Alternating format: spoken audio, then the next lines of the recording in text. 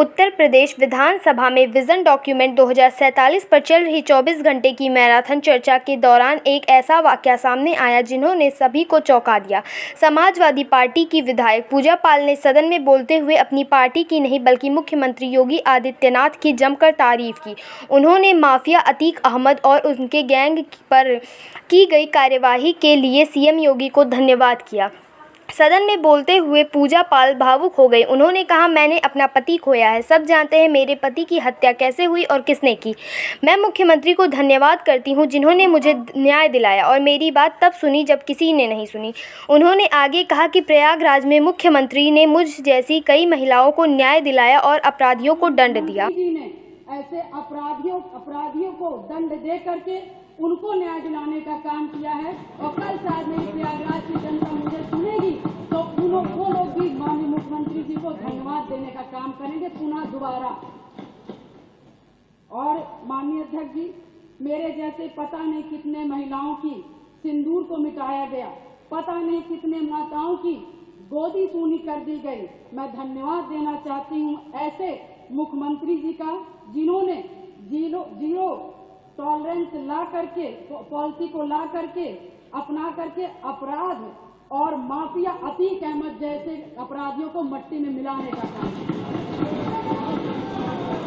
आज प्रयागराज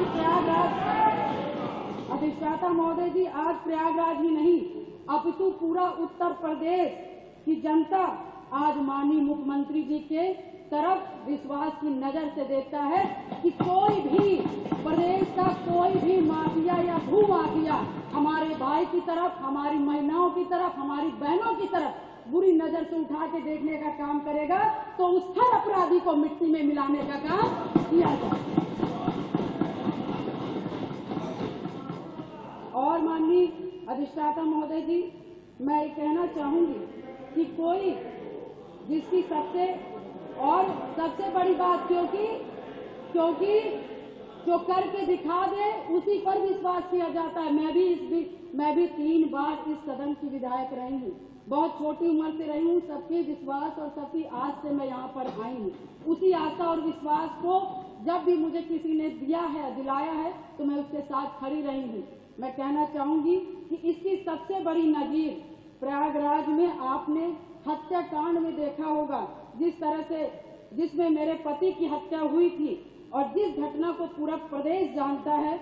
मैं माननीय मुख्यमंत्री जी के आने के बाद मुझे न्याय मिला।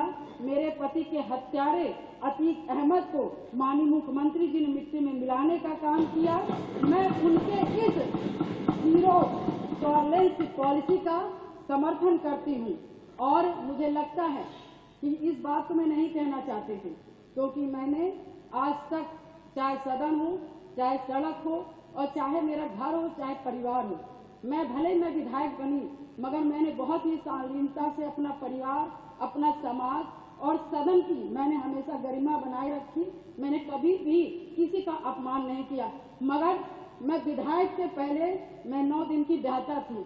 मेरी माँ तो 9 दिन की शादी हुई थी और मैं वहाँ उस ससुराल में मैं विधायक बनने नहीं गई थी। मैं सिर्फ उस घर का रोटी बनाने के लिए गई थी, अपना परिवार बसाने गई थी। मैं विधायक नहीं बनने गई थी। मगर जब मेरे साथ घटना हुआ तो मैंने न्याय के लिए अपना आवाज खोला, अपने अधिकारों को मांगने का काम किया और जो कि मुझे जिस तरह से मुझे सही लगा, मैंने कभी जनता को अपना परिवार समझा, कभी आप सभी माननीय सदस्य को अपना भाई बंधु समझा और आप ही लोग से, सभी लोग से मुझे ताकत मिली।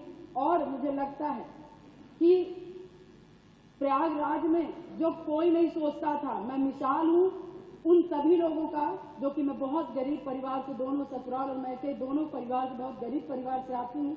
न मेरे पास पैसा था, न गाड़ी था, न व्यवस्थाएं थी, न घर में कोई एक आदमी था। मगर धन्य शहर पश्चिमी की जनता ने जिस पे मुझे विश्वास करके मुझे चुनाव लड़ने का काम किया और अपने पैसे से चुनाव लड़ने का काम किया और उन्होंने लड़वाने का काम उसी आस्था विश्वास के साथ सन 2005 से मैं कमर कस के मैंने शायद अपनी नहीं कि अपने पति की, मुझे तो पता ही नहीं था कि कौन क्या है, मगर मैंने जब जाना कि इससे कोई लड़ने के लिए तैयार नहीं है अतीक ऐसे माफियाओं से, तो मैंने लड़ने की ठानी, क्योंकि मुझे बस एक चीज लगा कि आज मैं डर जाऊंगी जिसके पति की सारेआम हत्या कर दी गई और उसकी डेड बॉडी नहीं दी गई। ऐसे पता नहीं कैसे नॉर्मल इंसान जो छोटे छोटे समाज के लोग होंगे, पता नहीं हजार राजू पाल जी की हत्याएं हो जाएंगी और हम जैसी लड़कियां गूंगी बहरी घर में बैठ जाएंगी। अधिष्ठाता महोदय, मैंने उनकी आवाज मैं सुन करके और मैं अपने लिए लड़ाई नहीं की, पूरे शहर पश्चिमी और पूरे प्रयागराज और पूरे उत्तर प्रदेश की जनता के लिए लड़ने का काम की।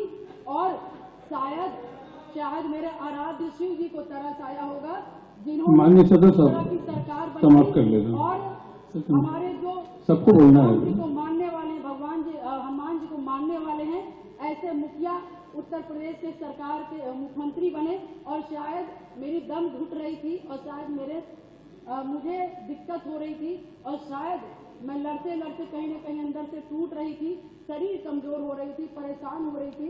ईश्वर को भी तरस आया और महाराज जी को भी तरस आया और मुझ जैसी महिला को न्याय दिलाने का काम किया। उत्तर प्रदेश की जनता को मुझ जैसी महिलाओं को न्याय दिलाने का काम अब आप